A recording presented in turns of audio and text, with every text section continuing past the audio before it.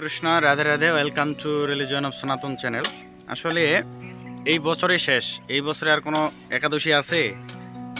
এই বছরে আর কোনো একাদশী নেই, এই বছরে একাদশী শেষ। মানে সবাই এই বছরে আর কোনো একাদশী করতে পারবে না, হচ্ছে সামনে বছরে একাদশী শুরু। হ্যাঁ, সামনে বছর 2023 সালের প্রথম যে একাদশী, সেই একাদশীটা হচ্ছে পুত্রদা একাদশী।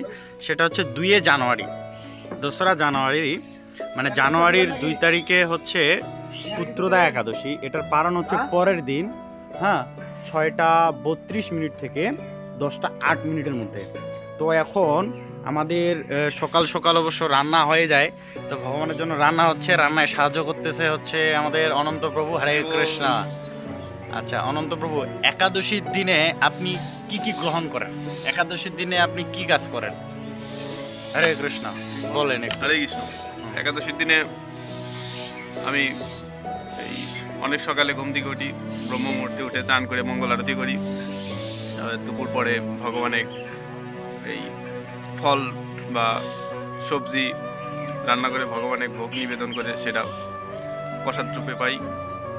পঞ্চরবি শস্য বর্জন করে। পঞ্চরবি শস্য বর্জন করে ফল, বাদাম, সবজি, আলু দিয়ে এগুলো ভোগ। আপনার ইনি হচ্ছে কিন্তু ডিপ্লোমা কমপ্লিট করলো বৈষ্ণব আমাদের। এবার এবার ডিপ্লোমা কমপ্লিট হবে, দেন জবে যাবে।